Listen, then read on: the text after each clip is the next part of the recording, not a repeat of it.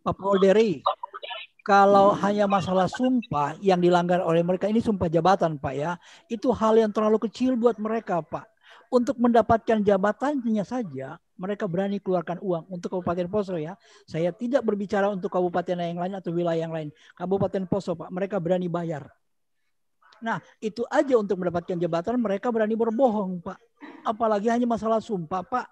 Karena mereka berpikir untuk menduduki jabatan itu, ya, mereka mengeluarkan uang banyak, Pak. Bagaimana mereka mau dengan sumpah? Ya, sumpah aja. Apaan sih sumpah Sumpah udah katanya? nggak ada artinya lagi buat mereka ya. Udah nggak ada, Pak. Percuma.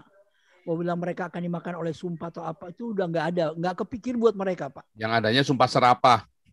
Ya itu yang dari jadi yang ada sukti ya kalau menyalahi sumpah ya iblis lah. Iyalah. Bapak apa mamon apa? Cinta mamon. Serem. Iya, kalau Oke, ini kita dengarkan dari Bali dulu nih. Oke, Bali ya, silakan. Ken kabar ya Bali. Swastiastu. Mikrofonnya Bali belum nyala. Ya, silakan. Shalom. Bisa dengar Pak Pol? Ya. Orang Manado yang ada di Bali. Tabea.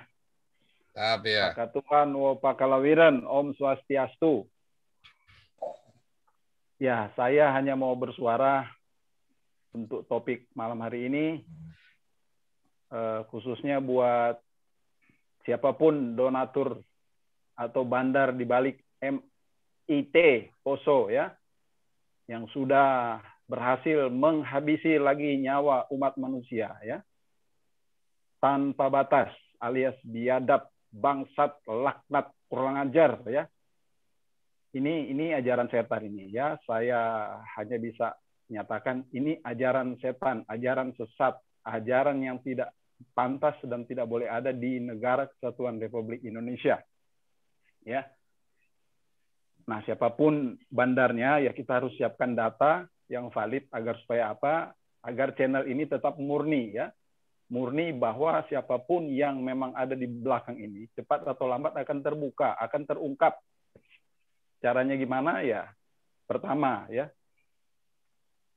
mari kita satukan visi, satukan pemikiran bahwa saya sebagai anak bangsa dengan adanya situasi dan keadaan saat ini, pertama kita harus dukung penuh pemerintahan Jokowi, Pak Kapolri, Densus 88, Panglima TNI, bahwa kami bangsa Indonesia ya bersatu tekad mendukung penuh pemerintah untuk menumpas tuntas teroris dan tuntas paham khilafah ya.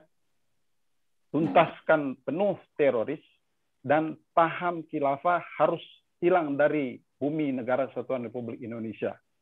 Kalau iman percaya kita dalam Alkitab sudah tertulis penyesat itu harus dibuang di laut Pak. Ya Pak Pol ya. Lehernya diikat dengan batu kilangan dan ditenggelamkan. Betul kan Pak ya?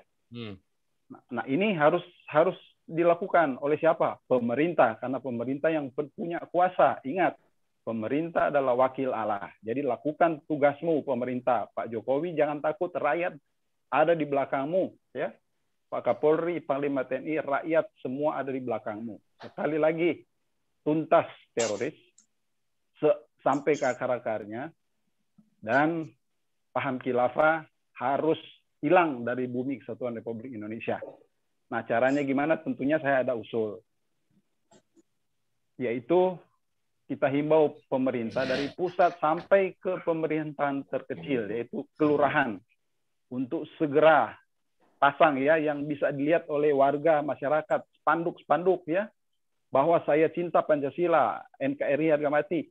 Paham khilafah harus tuntas, tidak boleh ada ya. Hapuskan dari bumi negara kesatuan Republik Indonesia. Siapapun ya. Nah, soal Bipang kemarin, saya harus nyatakan bangga dengan Pak Jokowi.